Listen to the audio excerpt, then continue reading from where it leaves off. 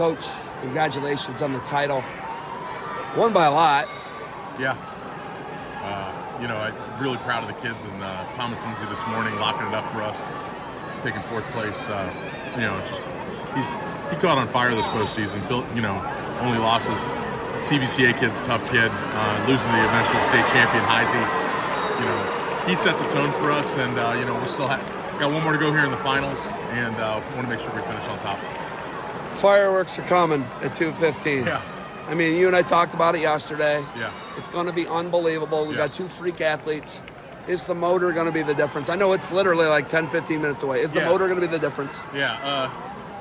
To borrow a weird analogy, it's Rocky 3. It's Clubber Lang versus Rocky Balboa. If we get out of the first period, I think, our chances of victory exponentially rise. But this kid's got knockout power, so we got to make sure that we dodge that and just grind him out. So that's it's Rocky 3. Feaster doesn't get pushed past the first that often. Right. And I think he had the highest bonus rate, pin rates last year as a freshman. Yeah. Then he hurt his back. Yep. But Boyle, state champ. I think it's like you said. There's one guy you want, it's that guy. Absolutely. Give me anybody in this arena. I want Michael Boyle. I'm so proud of him, and if he gets this done, it's just another benchmark moment of our program on the rise. What does it mean to be the champs in football and wrestling? Glad you asked me that. I've been thinking a lot about that. Been coaching football at Watterson now for the last 7 years, defensive line coach. I'm actually stepping down to spend more time with my family going forward. I like that move, by the way. Yeah, thank you. My daughter's going to be 3. Happy birthday, Gia, next week.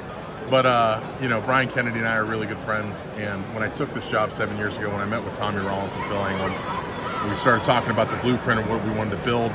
We talked a lot about the St. Ed's model. And for me personally, the football wrestling connection is paramount to what we're doing. These hammers that we have in 4th, 5th, 6th, and 7th grade, they're coming up. They also play football. And me personally, as a guy that spent my entire coaching career doing both, I oftentimes point a finger at shame at football coaches that do not support their wrestling programs. You are basically going to get the program that you get. There isn't a better football player you can find that's a hard-nosed wrestler. Comments a couple months ago after we beat Chardon, which was a huge game for us.